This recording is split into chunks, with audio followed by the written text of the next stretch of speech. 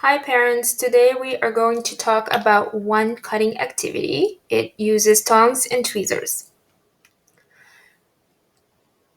The activity is targeting kids who are 3 years old and higher. Um, it is considered a beginner's level for cutting skills. That said, I will be discussing ways to make it more challenging for kids who have higher cutting skills. The skills that the activity is targeting are grip strength, eye-hand coordination, and small object manipulation. And if you think about it, if you want to hold a pair of scissors with one hand, and you also want to hold a piece of paper with your other hand, and you're trying to cut in the same time, you're trying to follow the line, so you could see how that will require that you have all of these skills available. The activity is simply this. You need some sort of tongs or tweezers. You want to pick something that is child-sized. By that I mean, if you think about barbecue tongs, you think how long they are and how heavy and hard to squeeze. So our regular tongs, relative to your child hand, may feel exactly the same way. So when you're picking tongs, use the smaller ones, lightweight ones. And if you have the kind that has a rubber end, that would also be more helpful because it helps hold on to the item because it's rubber, it's sticky. Then what you want to do is to practice moving small items from one plate or one bowl to the other. So you could choose different things. You could choose cotton balls if you have pom-poms, if you have larger beads. You can use or food like spaghetti noodles or cook any sort of cooked pasta or noodles, and you can practice just transferring stuff like that. Now, there are ways to make this activity harder for more advanced kids or older kids. To enrich the activity, you could do counting practice. So, for example, you can count as you are transferring the objects from one spot to the other, or after you finish, you could say to your child, "Oh, let's see how many you got there," and then you can practice counting that way. If you're using color pom-poms, for example, you could also add color practice. So you could practice some vocabulary there. Now, if your child is motivated by competition and racing and this sort of thing, you could add time.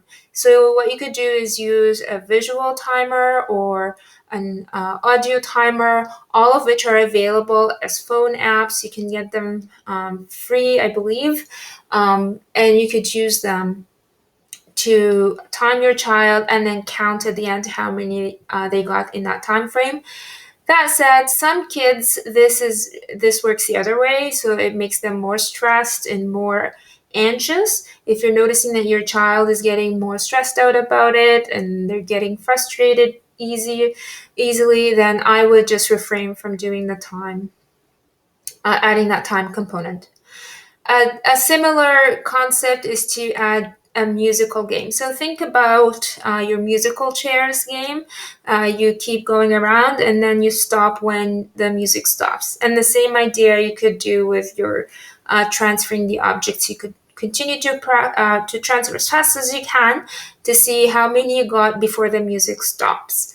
And that also helps them with stop and go. So that's one way of helping your child also figure out how to make themselves stop, how to start again. So that's more of a higher brain function, helps them control their behavior. Then you could also add a smaller tweezer.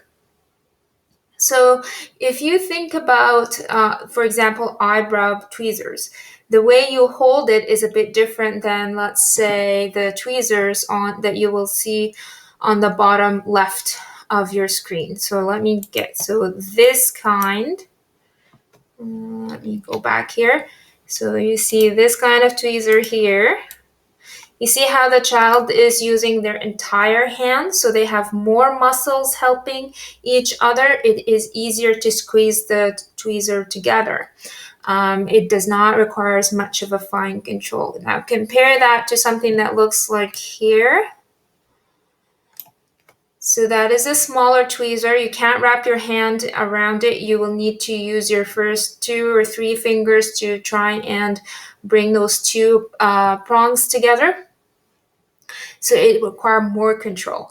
So if your child is more on the advanced level, then I would use something like the ones colored in yellow to make it a little bit more challenging. Other way you could do it a little bit harder is to use smaller items. So for example, if you crumble pieces of paper that are a little bit smaller or use smaller beads, these will be harder to hold within the edges of your prongs. It will make it more challenging. So you can kind of play around with your kid to find sort of the right amount of challenge. Now, how about the other way around? How do we make the activity a little bit easier? So if your child is struggling with the main activity and you're sensing that they are getting frustrated and this is too much of a challenge, then what you want to do is consider modifying it so it's a little bit easier. So the first thing you want to check is what kind of tweezers or tongs you're using. So, as I mentioned earlier, if they're too big relative to their hand, then they need to squeeze a lot harder, and they have to maintain the control way more. So if your child is on the smaller side, their hand is smaller, then make sure that you're picking something that is lightweight and that they can wrap their fingers around and easily squeeze it together. But what if you already have done that and that's not the problem? Then the next step I would do is to practice that motion, the motion of squeezing and releasing using the tongs or the tweezers that you picked. And then the other way you could, and then moving up one step closer to the main activity, you would now practice using the tweezers or the tong, picking up smaller objects. So it could be cotton balls or Play-Doh balls. But this time, instead of having to hold your grip for a while to move it from one plate to the other, you're just practicing holding it, picking it up, and letting it go. Hold and pick up, let it go. So that way your child does not have to put as much force and power to sustain the grip to be able to transfer it from one plate to the other. Once they master that skill of holding the tweezers or tongs, squeezing the prongs together, holding the item, letting it go, now you could add the time component of the sustained grip so they can work on moving it from one plate to the other. And then changing the material. So if some materials are just harder, so if you have something that has an odd shape, odd form, and it's just hard to figure out how to hold it with your tweezers, or if you have something that is too slippery and it keeps falling because it's just doesn't stick as easy, then big items, play with them first, see in practice and compare how it feels on your hand.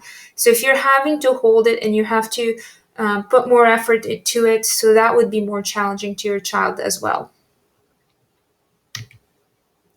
Some general activity considerations that I would discuss include that you want to make sure that you're starting this activity when you have some time available to supervise and provide instruction for your kid, especially if this is new or a little bit on the challenging side. You want to be able to provide them role modeling of how to do the activity. You want to encourage them to pursue the activity, as I said, especially if it's more on the challenging side. The other thing too is to watch for potentially any choking hazards. So if you have, especially if you have little kids at home and your child who's practicing may be okay, but if you have little siblings, then you want to observe and make sure that they are also safe. You want to pick a time when your child is also ready to learn. So, by that I mean they are calm, their emotions are well regulated, they're receptive to your instructions, they are not tired, they have slept well. So, all of these little factors, they will help improve the outcome and help improve your child perform better in the activity. Do this activity, practice that in different days, different times, because again, this is one of the activities that would help with the skill of cutting later on. The other thing too is genuinely acknowledge a genuine attempts of doing the activity. So even if your child is struggling, and even if it looks too easy for you, why are they not trying their best, or why they're not trying hard? But they could do better. All of these thoughts are ours. If the kid is genuinely um, trying hard, that they're putting a lot of energy, they look like they're engaged, then I would really acknowledge their attempts, because it is frustrating for them too, especially if it's challenging. So you want to acknowledge their genuine attempts, even if they can't get all the 10 pom poms from one plate to another, to the other plate, and make it light and fun. So if they've experienced a little bit of a failure, you want to try and reward them by doing something that they like blowing bubbles or having a sticker or a stamp, something that they would understand that you're acknowledging, and you can see that they're trying. It's just that they're still working on it. So that is the sort of the end of our week activity, and I hope you like it. I hope you're able to use it at home. If you have any questions or clarifications about the activity, please feel free to email me. Thank you.